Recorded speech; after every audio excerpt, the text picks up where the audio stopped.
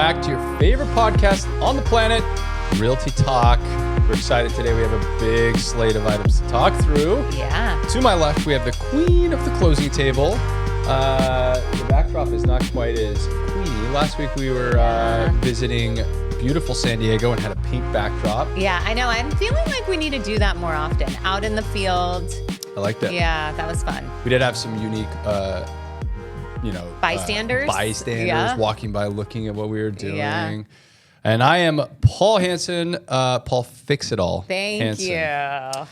I feel like we should just jump right in. Yeah. Market updates. Yeah. What's happening? It's late November, about to go into, I think, at least I look at is one of the most opportunistic windows of time during the year. Mm-hmm. And that's me glass half full. Yeah. I think a lot of investors specifically take time off. Yeah. We've got Thanksgiving, you've got the holidays, New Year's, and I know a lot of agents or real estate agents think that, it's a really slow time. Mm-hmm. I guess my opinion is that, that's kind of a social thought process that isn't very logical. I mean, if you're an investor, and that half of your competition is, pressing watching football pause. Exactly. and traveling. Yeah. It's an incredible time. If somebody's listing their property over the next 6 weeks, they probably have to sell. Yeah, they're motivated. Yeah, or if somebody's going to an open house to look at a property that is listed, they probably have to buy. Yeah. And so I think it's an incredible time of year. This next 6 to 8 weeks. We'll see what happens. I mean, we've got another Fed meeting, with rates and whatnot, but and I mean, I think we've been talking all year long. Like, we had kind of a slow summer due to the fact that rates weren't really moving and just inventory in general. Things were not going as they usually would in the summertime. They were not moving super fast. We've seen that pick up over the past few months. So I actually feel that this is the time for agents to work a little harder, and also and investors. But maybe we won't say that because we like that the competition's leaving. But specifically for agents, I feel to take advantage of this opportunity with buyers right now. Number one, and number two, you're building your pipeline for next year. So what we see every single year is all these people kind of slowing down. I mean, it's almost Thanksgiving. And so you already hear people being like, well, the year's over, and so I think that's actually the exact opposite of what you should be doing if you want to have a successful 2026, because everything you're doing now is likely going to close next year. So, that's easier said than done when you do have a family and other things going on. But I think it's really important. We talk about time blocking all the time. Yeah. Yes, there are going to be days for you to spend with your family, but don't make it 10 days, and forget about your job. So. Yeah, I mean, I was having this reflection or moment of reflection a week ago. I was looking at what I have to accomplish between now and the end of the year, and I was like, holy smokes. Yeah. I mean, there are multiple transactions in escrow to sell. We have 7 or 8 homes to buy, by the end of the year, on top of a few more coming in, and then a bunch of other crazy, great updates in business. Yeah, we have brokerage expansion happening, events for that. It's multiple. It feels like multiple Christmas parties, but for the events, but it's not. It's just multiple events ahead, and it's like we can't stop. But I think again, that's why we're going to be coming into next year super strong, because we have to. I think I have, in between now and the end of the year, I think I have 6 trips, 6 flights. Oh, wow. 1 for fun. 5 for business stuff. And then, all these other, we'll probably end up transacting 10 times in between now and the end of the year, between what we're closing and buying, and a lot of stuff. And then 4 or 5 holiday parties. Yeah. It's going to be a lot. Yeah, but I mean, I think it's all doable. And again, I think, we definitely have the advantage, and agents, you have the advantage, if you are continuing to work during during the holidays, even though the holidays technically are only a few. There are 3 days in between now and the end of the year where everyone else is having a holiday. Exactly. I mean, I think, it's probably a good time to talk about how business also connects to just the way the rest of the world works. Mm-hmm. I mean, we're talking about the rest of the year being an opportunity because maybe everyone else isn't doing it. Yeah. It's the same like if you're trying to get physically fit. Yeah. You could sit down and watch a show at the end of the night, or you could do a workout, or you could get up early and get your workout in, or you could sleep in. And so it's really, usually life is kind of the same. It's if you choose to take the decisions that the rest of the people on the planet aren't taking, you're going to see some improvement. Yeah. I mean, that it would be a great challenge for our listeners. If you're a real estate agent, and frankly, I'm an investor, I love competition. So if you're an investor and you take this time off, don't go out and be active. It's an incredible time. I bought my personal home. We went into escrow December 1st and closed December 27th, 3 years ago. Yeah. And I thought we got a screaming deal because nobody else was out shopping. Yeah. Yeah. So that's how it works. Okay. Well, on the note of the feds, just to touch on that real quick. So I think the topic is that they're meeting again, but then that is the end for Powell. Yes, exactly. I'm not sure if he has one more meeting after that or not, but it's right at the end. Yeah. So likely we will see rates reduce next year. I think as soon as the next chairman comes in. Yeah. So this is probably the end of that scenario where rates aren't bad right now. Rates 6.2. They're doable. Yeah. But if they drop below 6, I think we are going to have a pretty big flood of buyers come back into the market. Yep. And now we're looking at home values going up higher. So I think buyers have an opportunity right now, especially at the end of the year when if there is a listing on the market, it needs to sell. So I actually think they have a really huge opportunity right now. Yeah, it's going to be interesting to see what happens in rates. We went to that economic forum, which, when you hear economic forum, you're like, oh man, that's going to be sleepy. Yeah. But it was good. It was great. A lot of really information. It was entertaining. I actually felt like I was at a Trump rally. Oh. But I took some good notes from that. I think the most interesting fact that I learned from that one of the most interesting facts was that 40% of home buyers 40% of Americans across the country can qualify for a $300,000 mortgage. Yeah, I mean, it essentially is directly in line with home ownership, right? So it's really unique. The event itself is funny. Our bankers, they run this economic forum. And shockingly, most bankers are very conservative. So yes, it does feel a little one-sided when you're in that room. But I think we've touched on it a little bit in the podcast too. But I think a few interesting data points came from that, which they outlined, which is possibly an AI bubble. Primarily because, I don't think we talked about it last week, but Michael Berry, the guy that predicted the housing crisis in 2008, 2009. So he is a quantitative analysis kind of genius, and he's built a fund. He predicted that in 2008, 2009, mortgages were underwater, and he shorted it, and made billions of dollars. He last week, or I guess 2 weeks ago, placed huge shorts on Palantir and NVIDIA, which are essentially both interacting in that AI space. Right. And the thesis behind it is kind of twofold. Number one, he believes that there's 5 or 6 companies, the Microsofts, the NVIDIAs, the ChatGPTs, or OpenAI, and they're all kind of ordering from each other. So Microsoft will give a loan to ChatGPT or make an investment, and ChatGPT will go and make an order for $1 trillion worth of computing power from NVIDIA. and then NVIDIA will make an investment back into ChatGPT, and it kind of washes itself out. And it's like this weird economic situation where, you know, I give you $10 in a loan and you pay me the $10 back.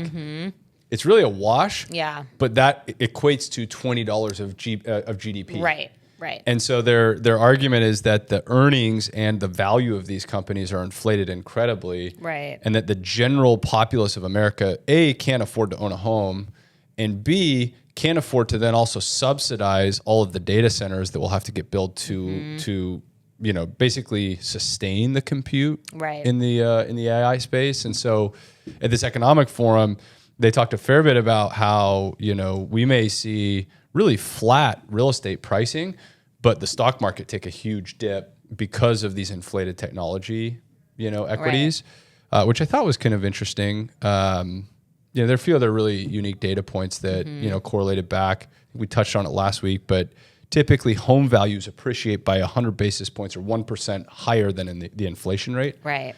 And they specifically, I'm not saying this is our opinion, but they specifically think that, you know, that is going to be closer to zero. You know, so, you know, home values right at the inflation rate for the next 5 or 10 years, which, you know, could be the case, maybe not. We'll see. Time will tell. We saw some, we heard some predictions, so we'll see how that works out for next year. Gosh, he also predicted that the Rams were going to win the Super Bowl. Oh, well, we'll see. Yeah. All right. Okay. So we have a big docket here. Yeah, we're going to jump into the 5 biggest red flags that every agent should watch for when representing a buyer. That can really save the client's money, stress, drama, all of the above. So, so do you want to give us the first one? Let's do it. Jump in. So number 1, the price is way below market. So when a property is listed too low, there's always a reason, right? So this is actually where I live. I mean, I love looking at this. Generally, that means that there's going to be some sort of a condition issue. I mean, when you look at inventory that's priced way below market, that's likely going to mean that there's a structural defect or a heavy cosmetic defect. So we're talking, you know, leaky roof, hoarder house, cat pee house, smoker houses. I mean, the only thing I'll say, because we do online leads, right? So we're constantly getting buyers reaching out to us about properties. And most of the properties that they're reaching out on, every single time, it's like super low. And they're like, I want to see this house right away. So for me, a lot of times they can't see it from the photos. The very first thing that I look at is the location, because 9 times out of 10 for me, when a buyer's reaching out and everything looks good in the photos, there's a freeway, like literally in their backyard, or power lines, or something with the location that comes up almost every time. And I always have to, like, of course, we will definitely show that property. And I think it's a great learning lesson when we do show the property to be like, absolutely, let's go take a look. Here's why this is priced here. But yeah. There's a lot of other things that I think could be, you know, maybe hidden and not easy to understand. I mean, tax assessments. There could be future assessments from a homeowners association or like a Melrose. I mean, there could be like really complicated mechanics liens from a previous contractor. Obviously, and we'll get to this piece later, that stuff has to be disclosed technically. You know, but those things could be hidden. So you could see photos that look really awesome. And it could be in a great area. But then there's always a reason. You have to know that there is a reason why it's priced below market, and you have to find that reason, you know? Maybe 1 in a million is just a really desperate seller. And if you find that situation, great. Go buy the house. Exactly. Maybe it's December and, you know, they really need to move. Okay. The seller is creating urgency. So hearing things like, you have to sign this today. There are 5 other offers. rushing the deal can Yeah. potentially, you can miss some things for your clients. Yep. So a lot of times it's a situation where you need to slow the buyers down, get all of the facts, and remind them that, if this isn't the right home, you should not move forward on that. But I do feel like there are plenty of homes out there, know, and if they are pushing, I feel that I can often judge whether that is accurate or not. Yeah. And sometimes it's used as a sales tactic. It really shouldn't be, because that's not the right thing to do as a real estate agent. I think there are ways to still create urgency to have people sign that are not just flat out lies. But yeah. Yeah, I mean, I guess we double clicking on that one a little bit. I mean, when would urgency as a seller really benefit you other than when you just need the money? Yeah, exactly. You just want to lock someone in, but yeah, it doesn't really make sense. I guess if there are, if they're saying that there are multiple offers to potentially get a higher price, but really, but as a seller, I mean, if you already have multiple, right? Yeah. Unless somebody's just madly in love with it, I guess that's the whole point of selling, or I guess the theory behind it is the more eyeballs you get on the property, the better the chance you're going to get a better number or better terms. Yeah. So. Yeah. I know. I really, all the deadlines I think are just kind of silly in general. Yeah. I feel like it's just, we make all of these deadlines and there are always things that, that can potentially change it or come up. But I think it's more just being aware if, someone's being a little too pushy, maybe something's going on there. Yeah. Okay. Number 3, major inspection issues. So this one, slow down for a second. Number 1, you got to get an inspection before you close on something. Yeah.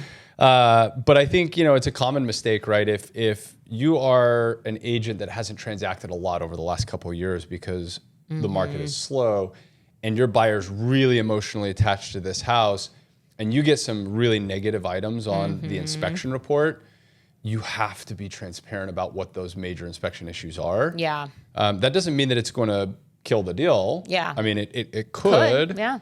But it's your fiduciary responsibility to be very methodical and very clear about what those problems are. Right. And oftentimes, because we're a buyer and we buy a ton and we inspect a lot of stuff as well, I find that oftentimes when we find a major inspection problem, the inspector has identified the issue, but they aren't necessarily the specialist that understands how to correct it. Right. And so a lot of times when we have negative inspection results, that's going to require a follow-up inspection by a professional in that specific trade. Right. So I would just say, slowing down, and it's things like mold or cracks in the foundation or electrical issues or... it could be a myriad of other things, like if the property's hillside, soils, or things like that. Well, and I think the other piece of that you touched on is really don't panic, because while yes, there are some red flags that potentially pop up, a few that you just named, a lot of times, as you mentioned, the inspector is not the expert in that specific area. And they are saying, okay, there's something more to look at here. So I think it goes both ways. Like, you take everything seriously.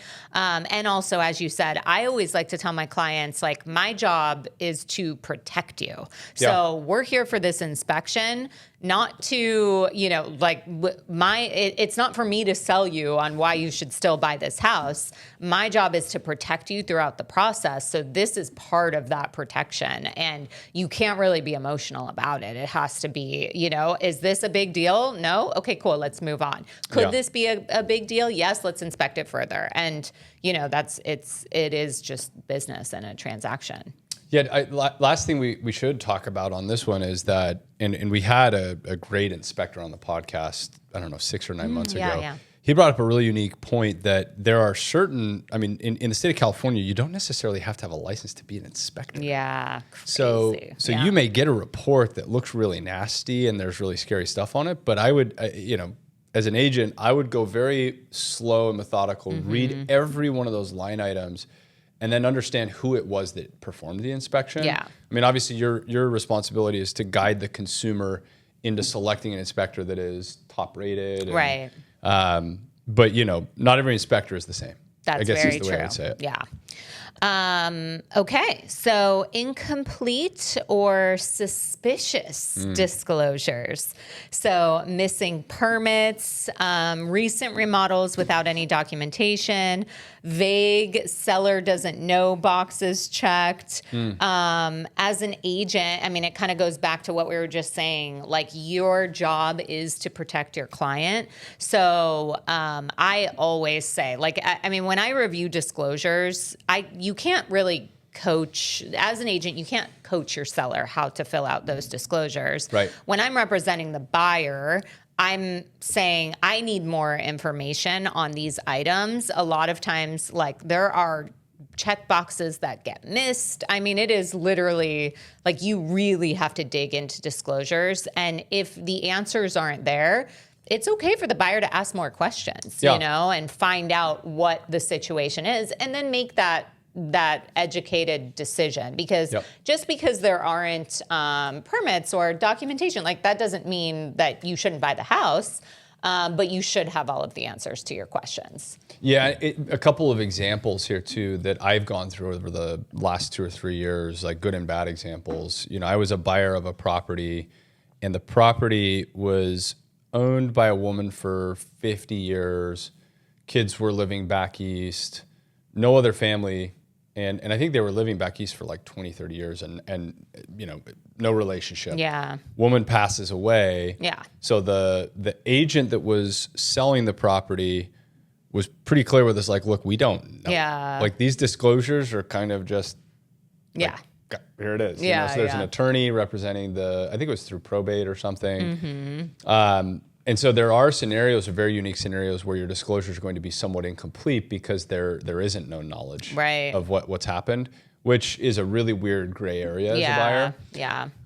As a seller, I've experienced where our person most knowledgeable, which is our project manager, may not fill out those disclosures correctly, and that actually brings a tremendous amount of liability. Right. So I've actually had to settle, disputes with a buyer over, hey, was this beam properly permitted and was it disclosed correctly? Yeah. And that's, at the end of the day, we take a lot of risk running a business in California, and your people have to be fantastic. Yeah.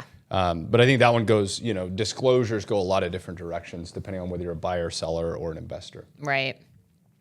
Okay, number 5, title or ownership concerns. So before escrow ever opens, verify the title is clean. How do you do that? Well, you pull a prelim before you even start.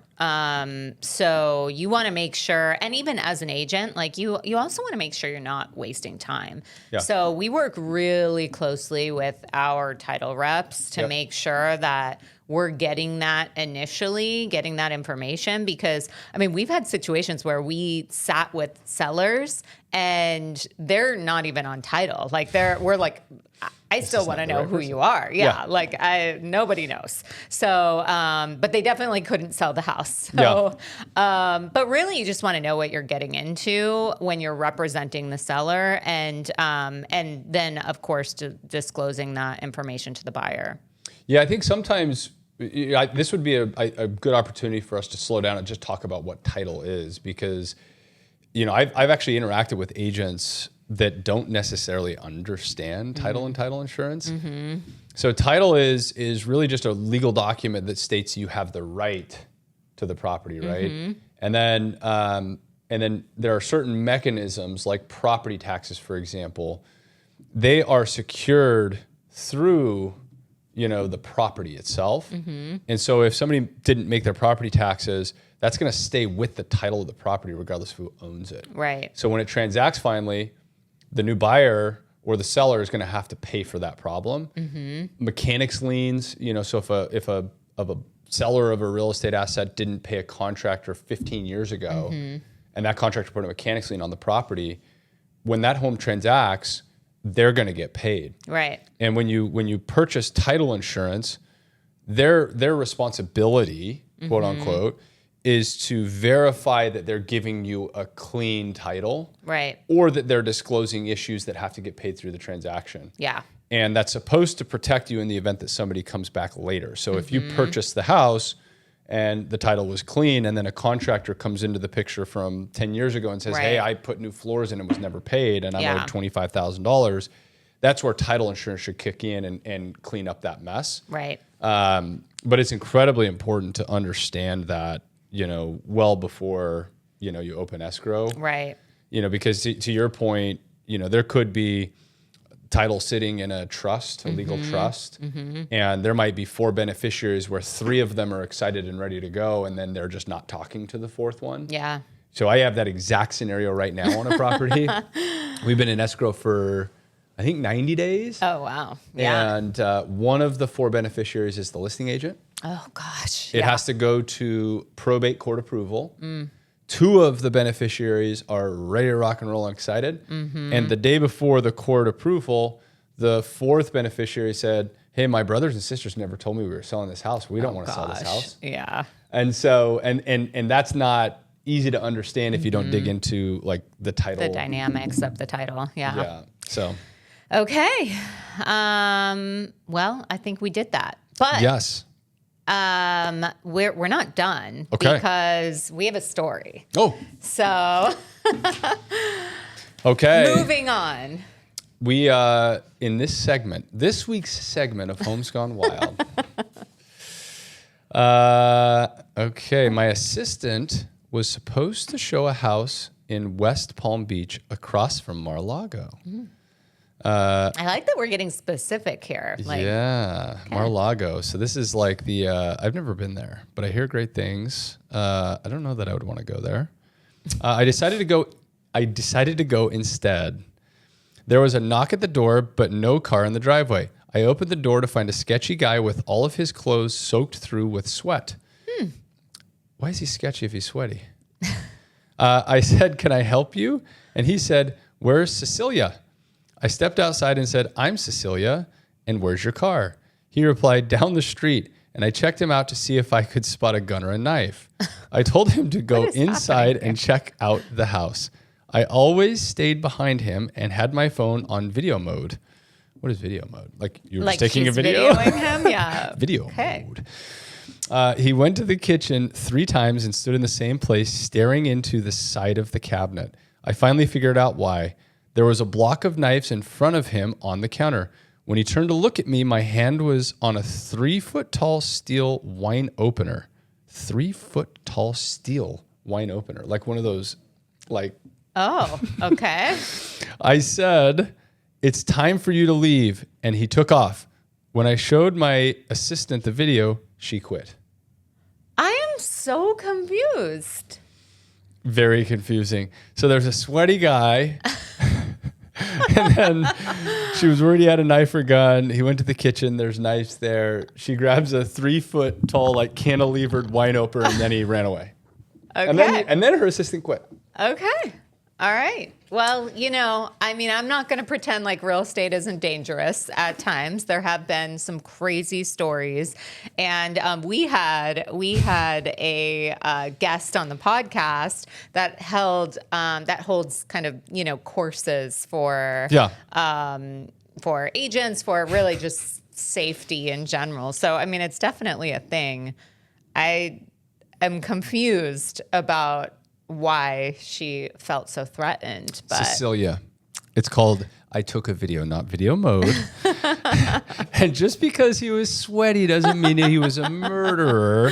I guess he did run away, but you are in West Palm Beach. It's very humid and hot, and he may have just had a workout. Yeah. You actually may have sketched him out. yeah, you threatened him with this wine opener, and he's like, I'm out of here. Cecilia, Like, we appreciate who you is this listening, lady? but I don't know about this story. Okay. Well, with that, I think that wraps it. That was kind of the perfect ending to today's podcast. That's great. We are excited. If you have not hit the subscribe button, please do so. It helps us out a lot. We have a lot of really exciting guests and information coming up. So please share our podcast with all your friends, families. and anybody you know that's in the industry or just would like to have fun with us reading great stories. Yeah. But we will see you next time. Thank you. Bye.